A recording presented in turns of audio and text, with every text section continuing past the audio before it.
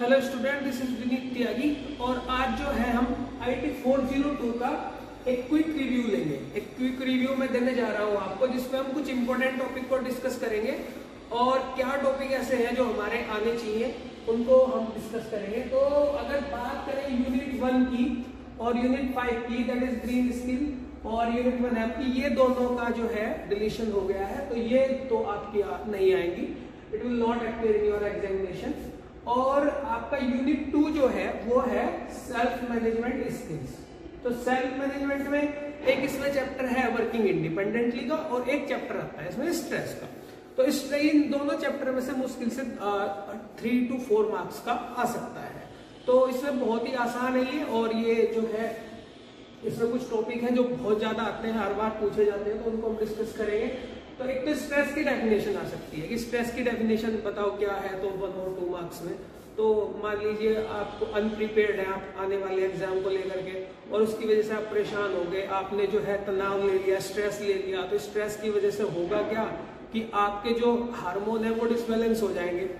अब adrenal gland होती है तो वो भी बहुत ज्यादा हार्मोन प्रोड्यूस कर देती है, तो उसकी वजह से स्टोमक में जो है वो बटरफ्लाई, गुड़गुड़ाहट, कुछ इस तरह की दिक्कतें, और आपका जो ब्रेन जो है वो डोपामाइन और सेरोटोनिन जो 2 हार्मोन होते हैं या केमिकल होते हैं जो आपके हैप्पी रखते हैं आपको, वो डिसबैलेंस हो जाएंगे। आप उदास रह सकते हैं, परेशान हो सकते हैं, इरिटेट हो सकते हैं, आपकी फंक्शनिंग जो है वो गड़बड़ हो जाएगी किसी भी काम को करने की, आपका मसल्स में आपको दर्द हल्का महसूस होगा। बहुत सारी इसके बारे में तो एक पूरी कंप्लीट वीडियो बन जाएगी स्ट्रेस के बारे में, तो अगर हम जानना चाहें, बस इतना समझिए कि स्ट्रेस है जो आपने किसी इवेंट की वजह से हुआ आपको, और आपने उसकी वजह से आपके हार्मोन गड़बड़ हुए और वो फिर आपको उदास रहना या इरिटेट, इस तरह की दिक्कतें आ सकती हैं। तो इसमें जो है 2 तरह के स्ट्रेस होते हैं यहाँ, एक ईओ स्ट्रेस और एक डिस्ट्रेस। ईओ स्ट्रेस मतलब अब जैसा अचानक से डेट शीट आई और आप जो है थोड़ा सा घबरा गए, आपने सोचा कि मैं अनप्रिपेयर्ड हूँ, कैसे तैयार करूंगा, मैं तो फेल हो जाऊंगा। एक बच्चा ऐसा है, उसने उसका सामना किया और उसने तैयारी की और उसने अपना एक टाइम शेड्यूल बनाया और उसने कि मैं इस डेडलाइन तक इसको अचीव कर लूंगा, कोई प्रॉब्लम नहीं है, उसने पॉजिटिव ले लिया और उसने कर गया। तो वो पॉजिटिव स्ट्रेस होता है, और किसी ने निगेटिव ले लिया कि मैं तो फेल हो जाऊंगा, मेरा कुछ नहीं हो सकता, वो डिस्ट्रेस है। तो ये बस नाम याद रखने हैं, पॉजिटिव और निगेटिव, ईओ स्ट्रेस और डिस्ट्रेस। अब इसके बाद एक होती है, इसमें मोस्ट इंपोर्टेंट जो है वो है ABC technique, adversity, beliefs and consequences. इसकी फुल फॉर्म आती है, पूछ लेगा कि A का क्या मीन्स है, B का क्या मीन्स है, इससे ज्यादा तो कुछ पूछता नहीं है लेकिन एग्जाम के पॉइंट ऑफ व्यू से। तो एडवर्सिटी मतलब कोई इवेंट हुई, मैं एक एग्जांपल से समझा देता हूँ। सपोज मैं हूँ और मेरा क्या हुआ कि कुछ फाइनेंशियल लॉस मेरे साथ हो गया, तो उस लॉस को लेकर के कि मैं परेशान हो गया, स्ट्रेस में चला गया और मैं उदास रहना शुरू हो गया, मैं मैल फंक्शनिंग, काम मेरे बेकार होने लगे, तब मुझे जो है काफी सारी परेशानियां मेरे सामने आई। तो डॉक्टर या कोई भी जो साइकेट्रिक होगा या कोई भी जो तुम्हें समझाने वाला होगा, वो सबसे पहले क्या करेगा, फाइंड आउट करेगा कि एडवर्सिटी की इवेंट क्या थी, क्या दिक्कत आई थी इनके सामने जो ऐसा हुआ। तो एडवर्सिटी मतलब कोई इवेंट हुई क्यों और कैसे हुई वो, जैसे मेरा फाइनेंशियल लॉस। अब उसके बाद मैंने उससे क्या ले लिया, बिलीव्स, मैंने क्या उसके लिए क्या माना उसको कि ये तो मुझे फ्यूचर में बहुत सारी परेशानी हो जाएगी और मैं इससे बाहर कैसे आऊंगा, मैंने दुखी रहना शुरू कर दिया। तो मैंने उसको कैसे अडेप्ट कर लिया, वो बिलीव, और उसके बाद उसके परिणाम क्या आए। मान लीजिए वो मुझे जो है फिर बहुत सारे इश्यूज हो गए, हेल्थ इश्यूज और एंजाइटी, घबराहट, बेचैनी, कुछ इस तरह की, और फिर जो है इसे बदलता चला जाता है, बढ़ता चला जाता है, पैनिक डिसऑर्डर होने लगते हैं, बार बार घबराहट होने लगती है और बहुत सारी परेशानियां आपकी आ सकती है आपके सामने। तो उसके परिणाम क्या हुए, तो इसकी फुल फॉर्म आ सकती है एक। इसके बाद इसमें हमारा जो इसमें सेल्फ मैनेजमेंट स्किल में है वो हमारा ये वर्किंग इंडिपेंडेंटली वाला एक टॉपिक आता है। तो वर्किंग इंडिपेंडेंटली क्या है कि ये कोई आदमी है वो टीम के साथ काम कर रहा है, और एक आदमी ऐसा है कि वो खुद से जिम्मेदारी लेकर के और वो अलग तरीके से अपने आप कर रहा है किसी काम को। तो एक वो है। तो इसके लिए हमें चाहिए क्या कि अगर जब आप वर्किंग इंडिपेंडेंटली करेंगे तो इसका एक तो फायदा ये है कि नुकसान भी आपका, फायदा भी आपका, आप खुद के आपकी जिम्मेदारी होगी, हर चीज की रेस्पॉन्सिबिलिटी होगी। तो इसमें से क्या आ जाता है, इसमें से बहुत ज्यादा आने वाली चीज है कि सेल्फ अवेयरनेस पूछ लेता है कि सेल्फ अवेयरनेस क्या है, सेल्फ रेगुलेशन क्या है, स्किल्स कौन कौन सी होनी चाहिए इसके अंदर। और एक गोल अचीव करने के लिए स्मार्ट टेक्निक होती है जो वो भी बहुत ज्यादा इंपॉर्टेंट है। तो अवेयरनेस तो सेल्फ अवेयरनेस है कि मैं खुद से समझूं कि हाँ मुझे ही करना है, मुझे करना चाहिए। जैसे हमने स्ट्रेस का एग्जांपल लिया तो मैं उसको समझूं कि नहीं ये कुछ शॉर्ट टर्म है, हो सकता है कुछ आने वाले टाइम में अच्छा हो जाए, मैं और मेहनत करूंगा और मैं जो है लॉस से बाहर आ जाऊंगा, मैं हेल्प लूंगा किसी की। इस तरह से जो है मैं उससे बाहर आऊं, खुद को समझूं और अवेयर होना, जागरूक होना कि हाँ ये चीज मेरे लिए सही है, ये गलत है। और एक होता है सेल्फ रेगुलेशन, रेगुलेट करना अपने आप को। तो रेगुलेट का मीन्स ये है कि मेरे इमोशंस जो है मैं उनको कंट्रोल कर सकूं, या जो मुझे गुस्सा आ रहा है या मैं नर्वस हूँ उनको मैं कंट्रोल करने की कोशिश करूं, अपने आप को संभालना, तो वो सेल्फ रेगुलेशन है। और वर्किंग इंडिपेंडेंटली के लिए अगर आप करना चाहते तो उसके अंदर क्या स्किल्स होनी चाहिए, ये इंपॉर्टेंट क्वेश्चन है इसमें से। तो इसके लिए एक तो आपको ऑर्गेनाइजेशन स्किल्स आनी चाहिए, चीजों को आपको व्यवस्थित करना आना चाहिए, चीजों को मैनेज करना आना चाहिए। और आपको जो है मल्टीटास्किंग होना जरूरी है। ऐसा नहीं है कि आप एक ही तरह के काम में लगे हुए हैं।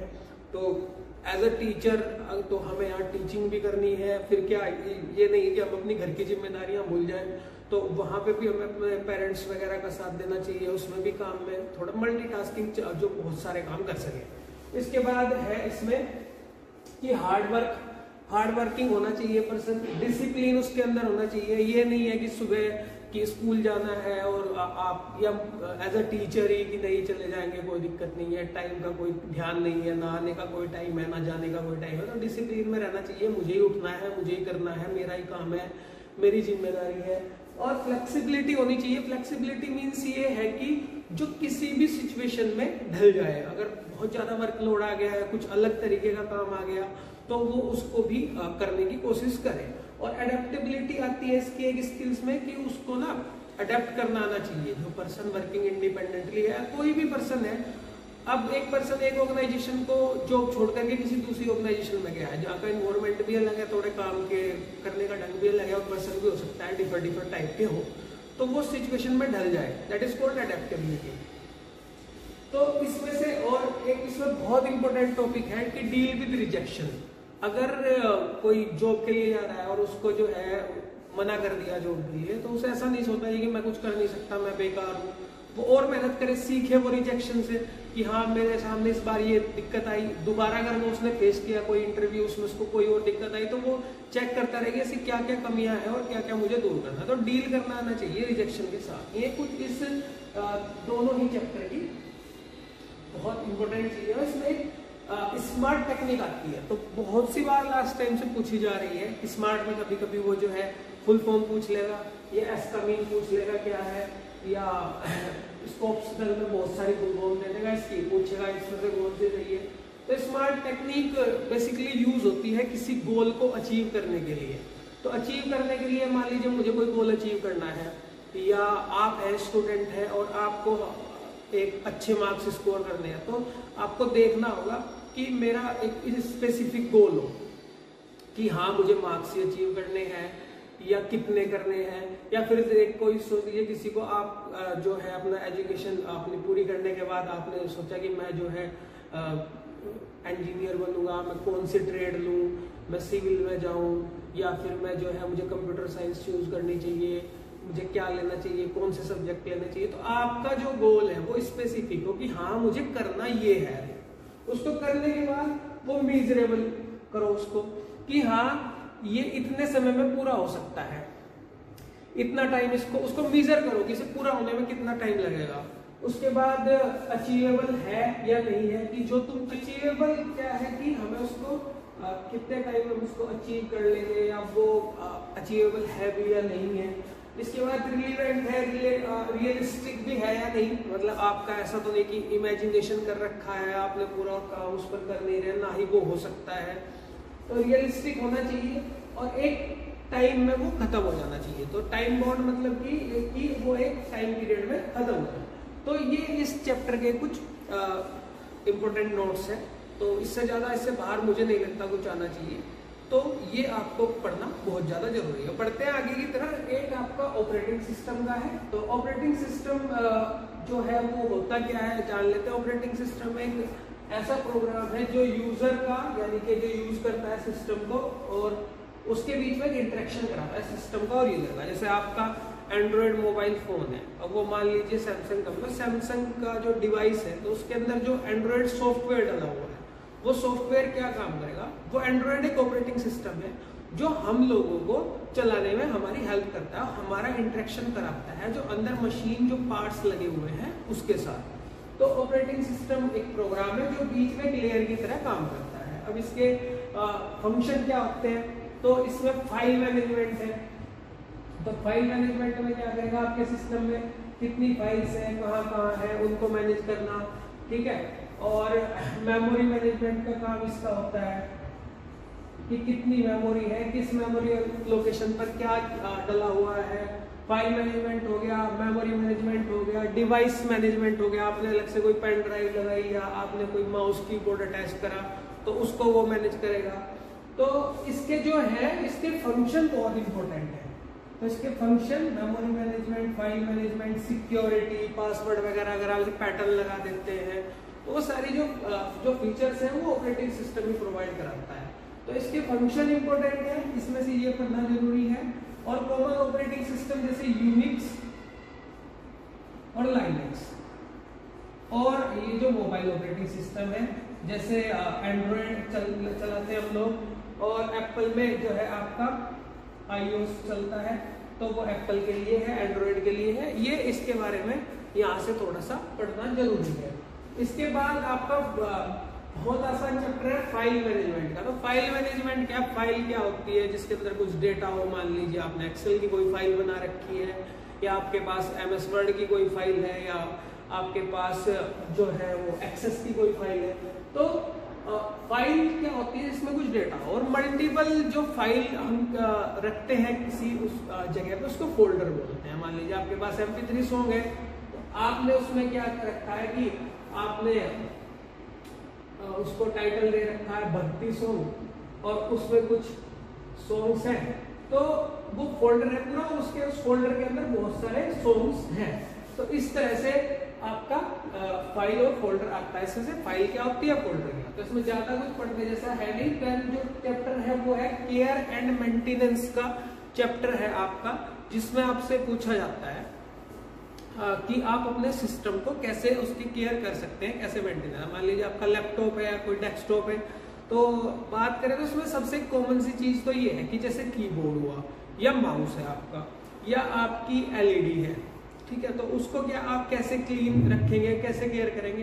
तो इन सब में कॉमन सी लाइन आप याद कर लीजिए कि हम एक वेट कॉटन क्लॉथ लेंगे और उसको सॉफ्ट हैंड से, अगर LED के केस में तो LED की स्क्रीन में सॉफ्ट हैंड से उसको हम क्लीन करेंगे। और माउस है तो माउस को भी उसके सरफेस को नीचे की साइड से उसको क्लीन करेंगे। वही wet cotton cloth with some alcohol वाला कोई ऐसा कपड़ा, तो हम वो यूज करेंगे। और हो सकता है कीबोर्ड के ऊपर भी और नीचे भी उसको चलाएंगे। कीबोर्ड के केस में थोड़ा सा ये ऐड करना है कि हम वैक्यूम क्लीनर से उसकी कीज के बीच में से डस्ट निकालनी चाहिए। और बात अगर करें CPU की, तो CPU के बाहर के सरफेस को जो है हम उसको भी सेम वही लाइन है कि आप उसको wet cotton cloth with some alcohol, और तो उसको भी जो है डीप विद सम अल्कोहल, उसको भी बाहर सब उसके सरफेस से उसको क्लीन करेंगे। और हमेशा ध्यान रखना चाहिए कि जब भी कोई इलेक्ट्रिक इक्विपमेंट आप क्लीन करें तो उसके वायर वगैरह अच्छे से निकाल लें, तो उसको क्लीन करेंगे। उसके बाद उसमें क्या होता है कि उसका डोर होता है साइड में, तो स्क्रू निकाल करके हम उसका एक डोर हटा सकते हैं। हटाने के बाद क्या करेंगे कि हम ब्लोअर की हेल्प से या वैक्यूम क्लीनर की हेल्प से उसकी डस्ट निकाल सकते हैं। और जो टीनी पार्टिकल्स हैं छोटे छोटे, उनको हम नहीं छेड़ेंगे क्योंकि हमें नहीं पता। हम हो सकता है किसी को नॉलेज हो उसकी कि उसके पार्ट्स वगैरह के बारे में अंदर, लेकिन आप स्टूडेंट हैं, आपके सिलेबस के अकॉर्डिंग आपको नहीं पता उसमें क्या लगा हुआ है। उसके वायर्स वगैरह टाइनी पार्टिकल्स को आप टच नहीं करेंगे। और वैक्यूम क्लीनर से या ब्लोअर से उसकी डस्ट को हम कर सकते हैं। और बाहर का जो सरफेस है उसको हम अल्कोहल वाले कपड़े से ही साफ करेंगे। सारे केसेस में यही लिखना है कि आपको अंदर से अल्कोहल वाले अंदर से नहीं करना, बाहर के सरफेस जितने भी हैं। अब इसमें जो आता है कि आप वायरस वगैरह से कैसे आप उसको बचा सकते हैं। तो हमेशा आप अपने सिस्टम में जो है एंटीवायरस लोड करके रखें, और एंटीवायरस लोड करने के बाद आप जो है उसको अपडेट भी करते रहे साथ के साथ, क्योंकि मान लीजिए आज कोई वायरस किसी ने बनाया है और आज ही आपने एंटीवायरस खरीदा है, तो वो अब तक का जितना उसके अंदर डेटाबेस है, अब मान लीजिए मुझे कोई सिलेबस में कोई नया टॉपिक नहीं आया, तो अगर कोई फ्यूचर में कोई एडिशनल टॉपिक ऐड हुआ हमारी बुक में और मुझे उसकी इन्फॉर्मेशन थोड़ी बहुत है, तो मुझे पहले उसकी स्टडी करनी पड़ेगी। स्टडी करने के बाद ही तो मैं उसको पढ़ा पाऊंगा। या तो अलग से तो कुछ वायरस ऐसे होते हैं जो बाद में बनते हैं, तो एंटीवायरस तो काम नहीं करेगा, क्योंकि उसके पास तो प्रीवियस नॉलेज के हिसाब से जितने वायरस है उसके लिए बनाया गया। तो इसलिए टाइम टू टाइम हम क्या करते हैं, अपने आप को भी और कोई भी सॉफ्टवेयर अपडेट करते रहना चाहिए। नई नई चीजें आती है, सीखते रहना चाहिए। तो एंटीवायरस को टाइम टू टाइम अपडेट करते रहना चाहिए, अपने सिस्टम को टाइम टाइम पर अपडेट करते रहना चाहिए, अपने सिस्टम को हमेशा बैकअप बना के रखना चाहिए। बैकअप मीन्स आपका कोई डेटा है या कोई ऑर्गेनाइजेशन है, उसका कोई डेटा है, तो उसको किसी एक्सटर्नल मीडिया में, किसी पेन ड्राइव में या किसी हार्ड डिस्क में, या क्लाउड सर्विसेज आजकल है जैसे गूगल ड्राइव है, वहां पर अपना डेटा डाल दीजिए। तो उससे क्या है कि वो सिक्योर रहेगा। तो हमें बैकअप लेके रखना चाहिए, और हमें जो है अब एंटीवायरस वगैरह डालकर रखना चाहिए, और हमारे जो सॉफ्टवेयर है उनको अप टू डेट रखना चाहिए। ये तो है कुछ सॉफ्टवेयर के, और जो मैंने आपको बताया कि एलईडी माउस का आप कैसे क्लीन करेंगे। तो ये हमारे इस पूरे चैप्टर में से भी आपको सिर्फ यही पढ़